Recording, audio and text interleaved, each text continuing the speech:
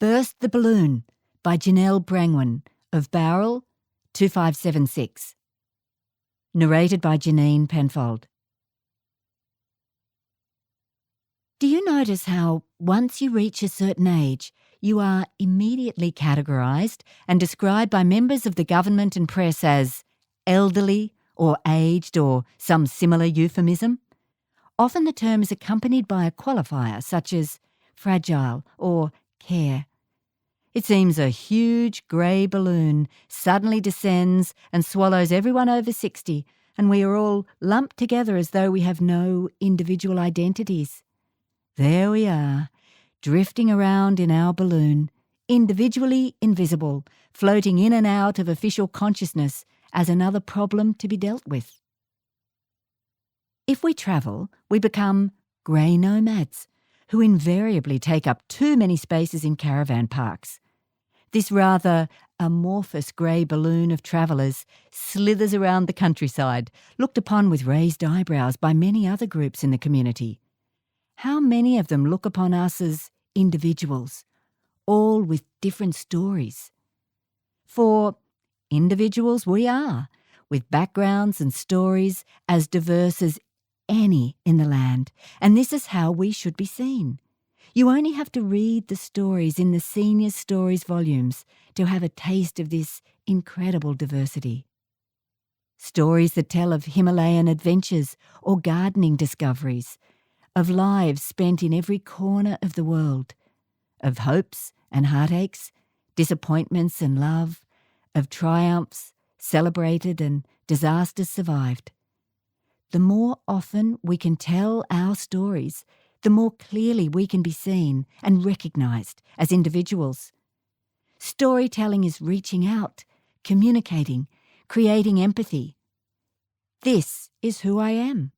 These are the things I care about, or fear, or need. I am not the same as my neighbour down the street. Hear my story and accept its uniqueness.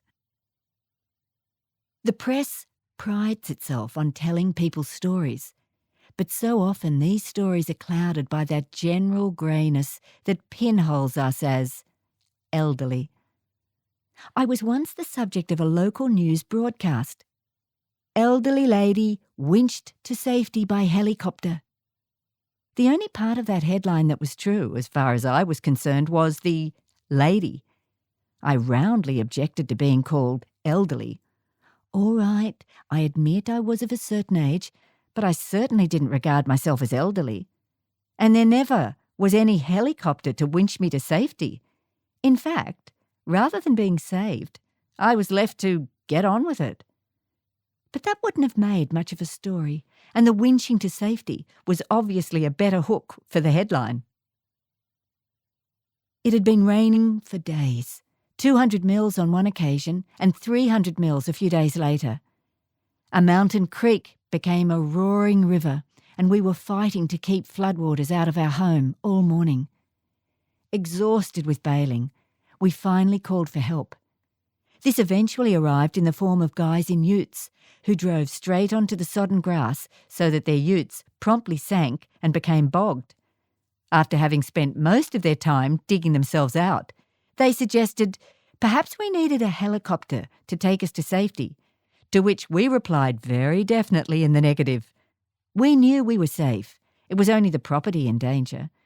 We were left with a few sandbags and the hope that the rain would stop soon. Imagine my surprise when a few hours later I turned on the radio and heard about the poor elderly lady.